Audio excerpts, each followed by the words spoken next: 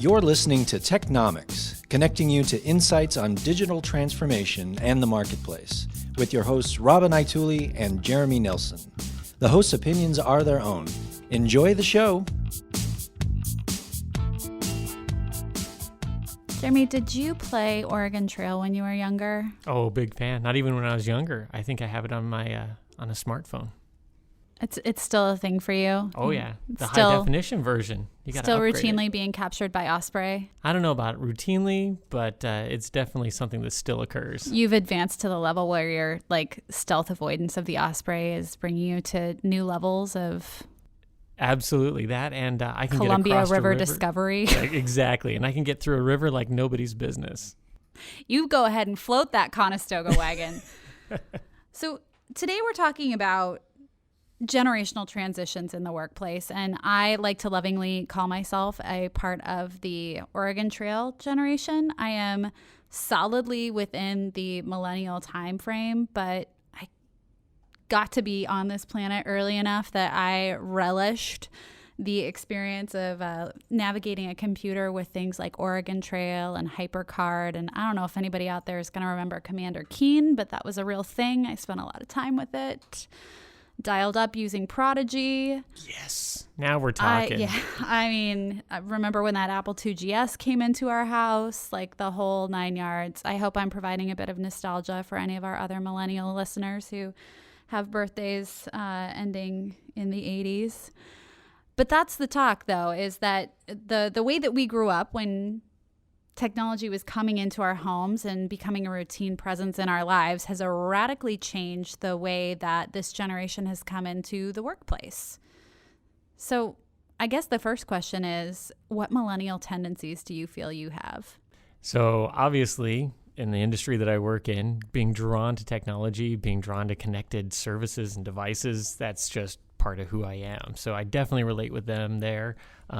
Working remotely, just being anywhere on the planet, firing up a laptop, in an airport, being able to sit there for 3 hours and be just as productive as I would be in a physical office. So I think in those areas, I'm definitely very millennial centric, but it's funny as we start talking about this, I still see a lot of my tendencies in that old world, right? Especially as it comes to my day-to-day work habits and the way that I interact with people. Where I still have some deep roots in just the way things have always been done. Part of you will always be analog. I will be. Yep. Well, here to talk about this generational transition and share with us what other millennial tendencies they might have are Senior Vice President of Services, Mike Gaumond, and also our Vice President and Chief Solution Architect, Curt Cornum, both with a little bit of tenure under their belts as far as Technomics is concerned. Welcome back. And a little bit of tenure in other ways. I think, sadly, we are probably both closer to the generation that originally traversed the Oregon Trail than the generation that played the game. I thought I was going to have played the age card there. I thought you were going to. So, this is really something that is weighing pretty heavy on the shoulders of the IT groups in the client organizations that we work with, is how to accommodate the changing really requirements that younger workers are bringing into the workplace. So is there a value or an ideal or an expectation that you find people are constantly bringing into the conversation around workforce enablement when it comes to millennials and others? Yeah, I'd say a couple things that strike me. One is that this notion of FOMO, FOMO, fear of missing out. So there's a desire to be in constant connection with their peers, their colleagues, and their friends.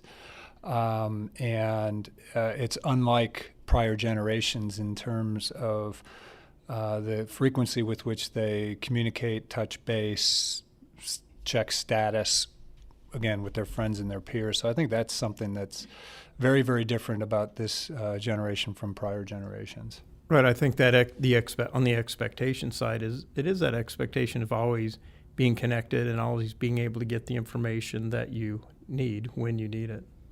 So that's interesting if we think about that from the perspective of leaders of, in a technology space that is obviously very attractive to millennials. Do you think that has an impact on the way that they like to be managed? The way that is that same FOMO type of interaction expected in that direction as well? I think it is. And I think if you don't stay in contact and in touch with them, they feel like you're disconnecting from them. And they don't read that as a positive. They interpret that as back in my generation, it was always the no news is good news. That's no longer the case. No news is I've been defriended. You're not on fleek. Exactly. Fleek. All right. It was going to work its way in here one way or the other. I think we also see in the workplace that there's a trend towards, I guess call it more creative titles. In fact, I was at a retailer recently, and the gal that was helping me pick out a new pair of jeans, her title was stylist, and I thought that was interesting because I guess it's because she's trying to match styles of the jeans with the other products that they have there in the store. But I just thought it was interesting, and I think titling becomes it's a bit more creative. I think it may be more important these days because I think it's a reflection of the fact that everybody's socially aware and socially connected, and so there's just more information around the types of jobs that people have that they may not have had access to that type of information in the past. That reminds me of back in the 90s, right? So being a Gen Xer as opposed to a millennial, that was a big thing during the .com days, right? It was like number one, Unix Ninja or whatever was on business cards. And, again, that was more of like a silly, lighthearted take on it. But obviously, what you mentioned there, Curt, is a reflection of more of a heightened degree of importance to the organization. Right, and somewhat a degree, reflection of the personality more than just the, that more structured corporate title. Senior Unix engineer. Yeah, exactly. And I think in ninja. the past too, I think folks when they went to work, it was kind of a black hole, right? You didn't really know about where folks were going to work, what they did. You didn't really have access to the company profiles like you do today, and I think that makes a big difference. And I think people, the millennials, want to feel good about where they work, and there's information that people can get about where they work online, like Glassdoor, for example. And so I think those are things that are important to millennials. Isn't just their own personal title, but they want to feel good about how people feel about where they work and things like that. And just to build on that about feeling good about where they work, I think there's another big difference with millennials is that they really want to be part of something bigger. They really want the company that they work for to have a broader purpose than just, we make these widgets and we sell them to these customers. They're looking to be part of something that, gives back to the community or serves a higher purpose than just purely, being a commercial entity. Yeah, I would say that that's entirely true. And if you look at some of the initiatives that we've undertaken in our own organization that have really tried to address things that each of you have identified. So take a system like Success Factors or JAM, which is the collaboration solution. You really have an ability to craft your own profile. So while you might be a senior Unix engineer, in your profile, you might say that your Unix skills are ninja-like, and people would take some meaning in that, and that, you are silent but deadly with your coding. And I'm sorry, now I'm just taking that metaphor way too far. Meanwhile, it's really important from a brand perspective, which I love how often this comes up in our IT conversations, is that we really have to look at those programs and really have a definition around it. For us, it's about bringing technology to help advance the lives of children, right? And being able to say that with our ability to reach them, which is actually the title of the program, we're going to make a meaningful effort at that and make sure everybody knows that that's what our philanthropic energies are pointed at. And I think it resonates more importantly with this generation than it had with prior. And I think that kind of comes back full circle to the sharing, right? To the connectedness and wanting to provide and take pride in what you share with your peers. And obviously, a big portion of our day is dedicated to what we do for a living. And so being able to kind of share not only the success pieces, but how that's giving back and the philanthropic nature of that, right? Like you pointed out, Robin, is obviously pretty important to that generation. Stay with us for more Technomics. We'll be right back.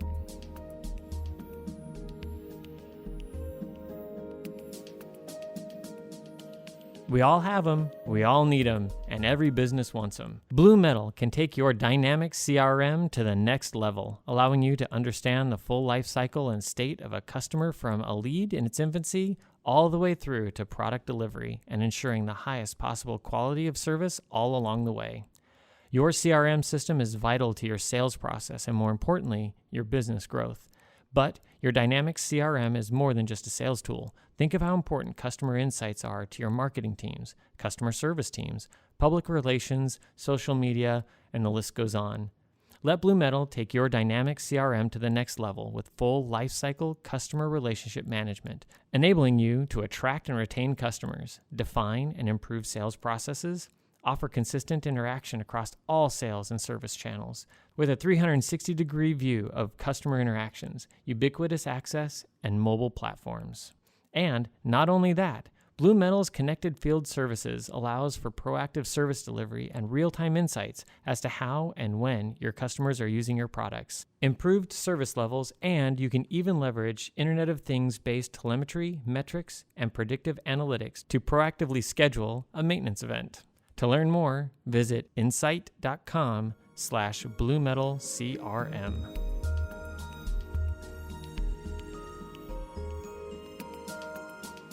So sharing is a really important function. I mean, we have an entire sharing economy out there now. Ken Lamneck speaks pretty prolifically to the topic about how that has really disrupted so many approaches to doing business.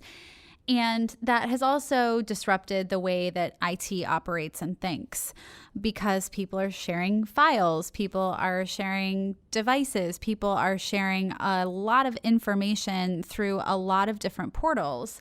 So what have been some of the biggest challenges that a new generational approach has brought to the table when IT is talking? Well, I think when you think about, you talked about sharing files and my generation, and to a certain extent, Jeremy's, I'm a boomer. I'm actually beyond Gen X. Sharing files meant I'll send you an email with a file enclosed in it. Millennials don't really rely on email nearly to the extent that the prior generations do, and they absolutely don't rely on enclosures. My daughter's a millennial and just got a job. She's in the real world now, so I encourage her to Congratulations. Thank you. Off the payroll. I encouraged her to make a budget so that she would stay off the payroll. And she sent that to me, but of course she sent it in a Google app that I could view and edit and share, but not in what I would have likely done, which is a Microsoft Excel file, which I would have enclosed and sent to her. Mm-hmm. So they expect to collaborate in very, very different ways. And I heard it described, actually Marianne Garcia, our head of recruiting, described it really well. She said in prior generations, sharing was considered a divider. In other words, I'm taking my asset and I'm dividing it up because I'm sharing it with other people.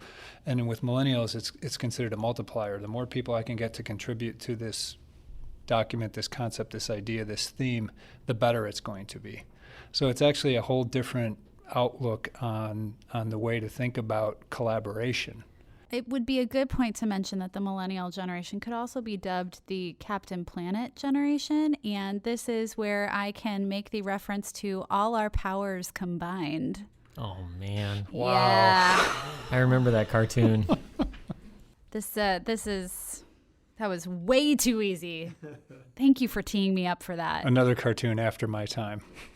Mike talked a lot about the sharing and the files, but I think it really started with the device piece, right? Around the time the iPhone came out. Which was only 7 years ago. Yeah, it was 2007, right, that it came out. Wait a minute, 10 years ago. Yes. Wow. Sorry. New math. Mm-hmm. I'm a mom, okay? I've been up since real early. So there was a theory that when the iPhone came out, that suddenly corporate BlackBerries started having all kinds of ill fate, right? They were falling into pools and toilets and everything else, and folks were doing that as an excuse to, bring in their own device. And I think that might have been a little bit overstated, but if you do track when BYOD, Bring Your Own Device, started, it was right around that time. And I think there was a big push for folks at that point to say, I want to, use the device of my choice at work. And it was, probably problematic for IT to actually use iPhones at that point for a lot of reasons. Some was a cost reason, some was security, and there's some great reasons to do that. But I think that started that trend towards BYOD, and it's still, it's still a journey that we're on. But I think, as you know, internally and a lot of our clients today are making that transition to a true BYOD environment, especially for the phones, not necessarily for the other devices, but I think it's just a matter of when, not if, that happens as well for the other devices. Well, it's also what's on those devices. There's some pretty strict, I won't say strict, it's not always strict, but there's a lot of thinking around enterprise applications. But Mike, you just alluded to your daughter using a Google app. There's probably a lot of people in our own organization who, for purposes of functionality, resort to some of those cloud-based applications in order to just get their work done, right? To navigate past, around, over, or under, pick your direction. Some of the maybe things that feel cumbersome that are in the way. And I think the natural question there becomes a security one, is what kind of implications does that have, and how do you provide the functionality but maintain the security? It actually goes to both complexity and security. So as you think about, BYOD, as you think about using cloud-based applications, as you think about a significantly heavier reliance on social media, all these factors drive both complexity of the environment, which makes it more difficult to manage for an IT organization, and it also creates some significant security challenges. So how do you bifurcate the personal data and the corporate data on a device?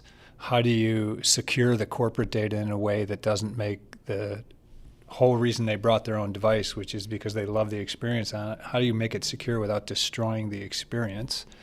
But how do you prevent it from being hacked, or if the person leaves the organization, how do you have the ability to easily and with some confidence remove secure corporate data from it? So it creates some real challenges from a management perspective. Yeah, I may be a bit of a contrarian on the device piece, because I believe the mobile devices really think the device in and of itself is less secure. I think in some ways it actually is more secure, because the mobile device tends to talk out to the carrier network. It's not behind the firewall, it's behind the corporate network. So in some ways, it's more secure from that regard. Now, the data is what's really at risk, right? It's not really about the device, it's about the data and where it's being stored.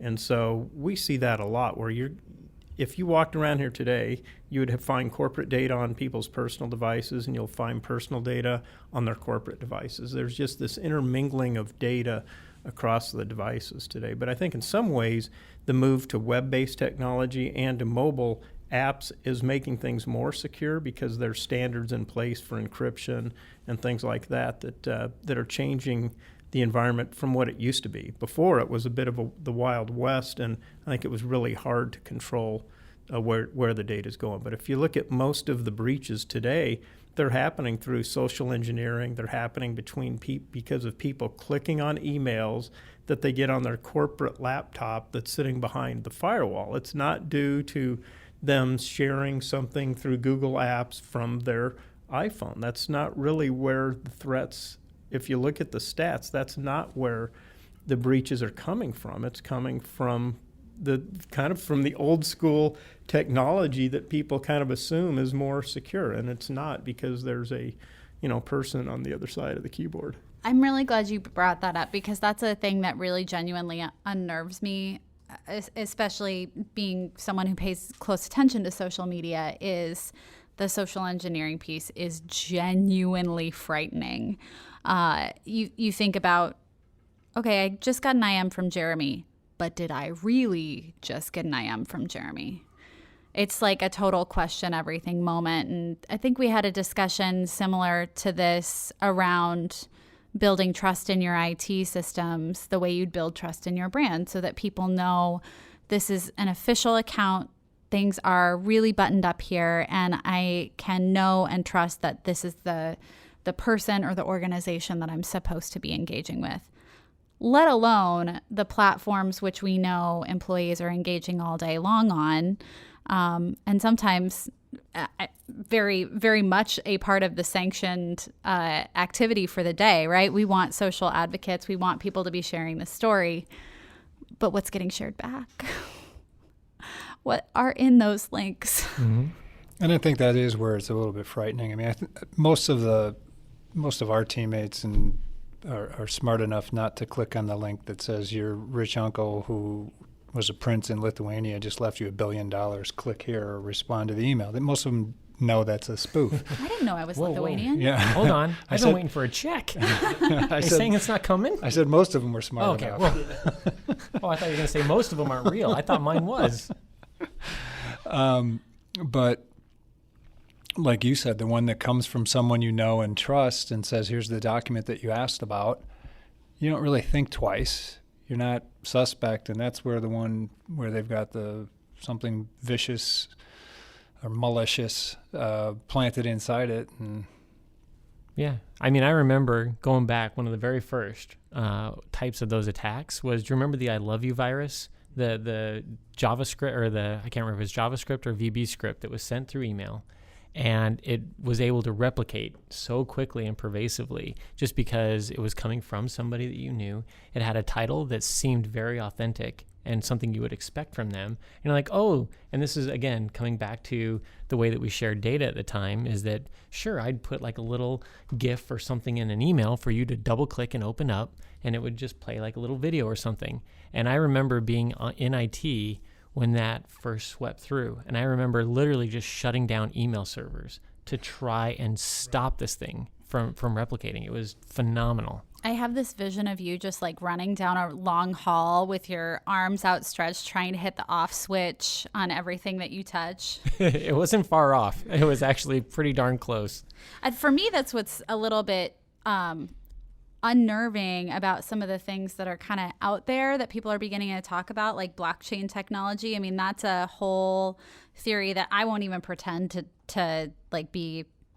I'm not even a novice. I know the word, and I know that after hearing the premise of it, I feel like there's a lot more trust that needs to be established there. Yeah, I mean, blockchain's a pretty new technology. A lot of companies are exploring it for a lot of different applications, and the theory behind it is that you, rather than keeping one record, if you will, and trying to ensure that it's secure and it's not hacked, you kind of do the reverse. You keep many, millions, possibly more versions of the record, all that have to be synchronized. So if one of them does get hacked, it stands out as the one that is no longer relevant or is no longer accurate and is suspect, and it gets cordoned off and kind of taken out of the network, if you will. So it's a whole new, I hate to use the word paradigm, but it is. It's a whole new paradigm of security, which is instead of trying to closely guard the single version of the truth, you actually replicate the version of the truth as many times in as many places as you can, and then keep them synchronized. And when one shows up that's different, you pull it out of the system. Very interesting. We're going to be hearing more about that. I have no doubt about it in my mind. We're going to take a quick break. We'll come right back.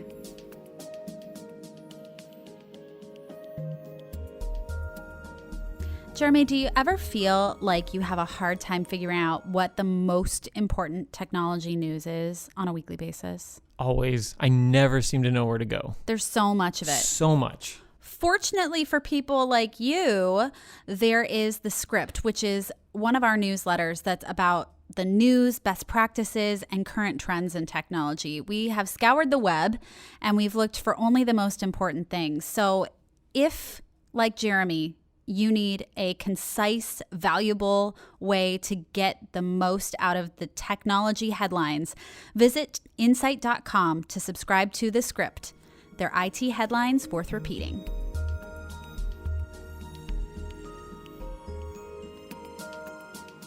But these kind of problems can cause what seem to be very innocent issues to begin with. And those innocent issues are things that millennials, a majority of them, a sizable amount of them, would try and solve for themselves initially.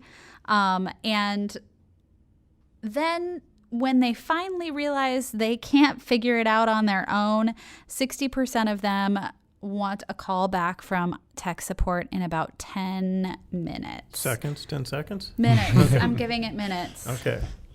Actually, those may seem at odds, but in my mind, that's good news. Because if you think about it, let's call the typical, you call the help desk level 1 support, right? And what you're saying is that the millennials really want to fix the problem themselves if they can.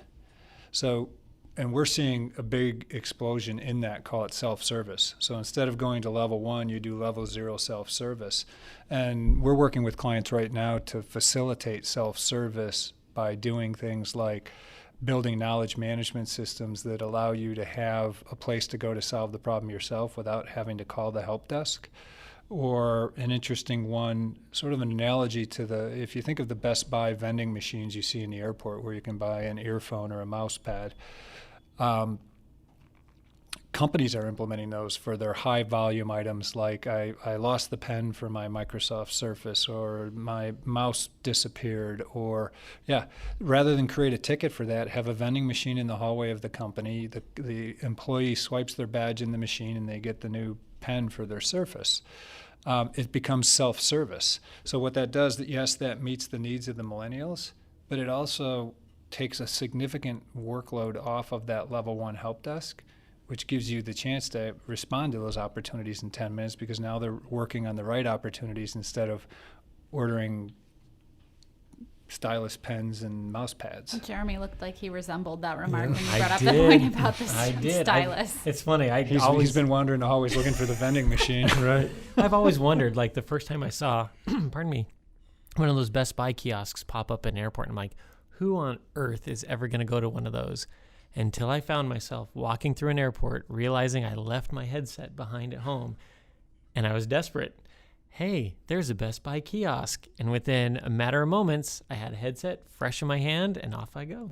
There you go. And Remember in the last conversation we had was around sometimes folks want self-service and sometimes they want high touch. And another example of the high touch piece, my wife works for Wells Fargo Bank.